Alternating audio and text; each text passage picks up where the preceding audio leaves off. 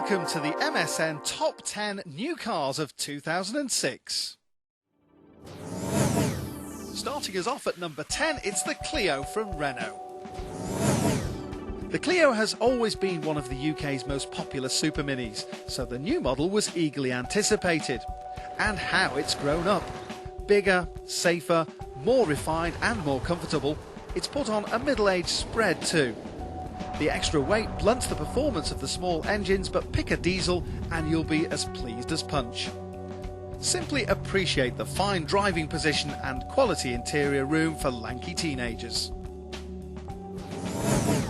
At number 9, it's the much improved and eye-catching Mini. BMW hasn't done anything really clever with the latest Mini. It's simply taken the best ingredients of the old car, improved the not-so-great parts and served it up to us all over again. It may be hard to spot the differences, but inside there's no avoiding the dominance of a massive new speedometer, even though space is no better. Think of it as a small coupe and you'll love the improved engine in the Cooper, sharper gear change and even tighter handling. The most dynamic new Super Mini of 2006 is at number 8. Corsas used to be rubbish, then they got better, and now the latest Corsa is really quite excellent. Sit in the remarkably roomy and high quality interior, and a Fiesta or Polo instantly seems second rate. With its big car solid feel and taut stability, the Corsa has emerged at last as a deadly serious player. There's a decent dose of entertainment too, as long as you pick one of the more energetic engines. A real class act. Offering great value at number 7, the Kia Ceed. There's nothing particularly clever about the Kia Ceed, but then you wouldn't really expect that in any regular family hatchback. But Kia has shown European car makers that anything they can do, it can do just as well. And charge people less for their cars. How compelling is that? Easily the best Kia ever, it's a match for the Astra, 307 and Megane. And for Ford and Volkswagen, uncomfortably close to the class-leading Focus and Golf. With added muscularity, the revamped Audi TT is at number 6. It's a tough call for Audi. Can it recapture the TT magic with its all-new replacement? It's certainly instantly recognisable as a TT, even if the styling no longer dazzles. But to drive, it's in a new class altogether. More poised and incisive, the TT simply scythes around corners and then powers down the next straight. And you can do all this in the cheapest TT. The perfectly balanced front-wheel drive 2-litre turbo is at least as good as the V6 Quattro. The irresistible BMW 3 Series Coupe steams in at number 5.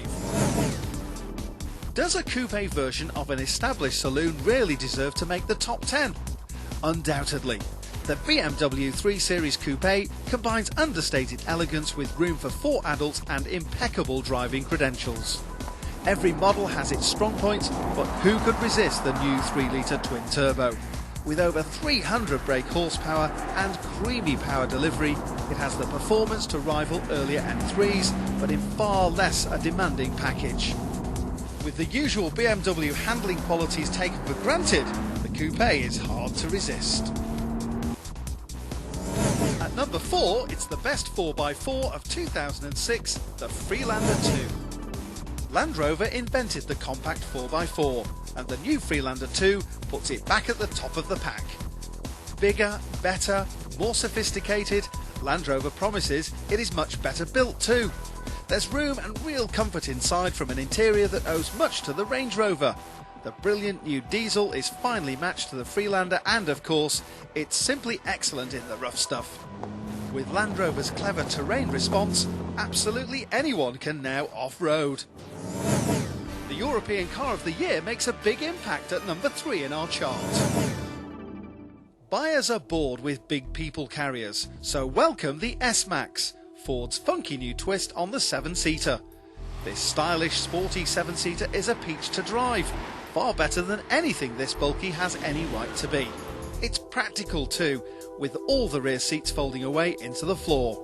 It's not too pricey either, and if you choose the 5-cylinder turbo engine from the Focus ST, it goes like a rocket. Maranello's finest have been at it again. The Ferrari 599 is at 2.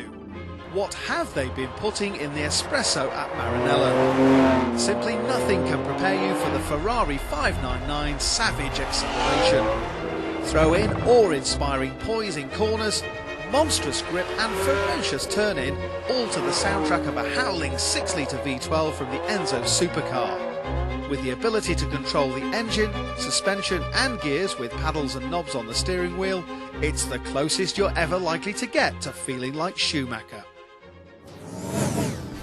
The sublime Jaguar XK. Yes, we want one too. The new Jaguar XK not only oozes style and class, it's engineered to produce a state-of-the-art drive too. With an advanced aluminium body, suspension by air and computers, and the whole lot set up by geniuses. The XK is an unbeatable proposition. Pick either the coupe or convertible and then choose your engine. Regular V8 with an exhaust note to die for, or the 911 turbo-busting supercharged XKR. The Jaguar XK really is that good.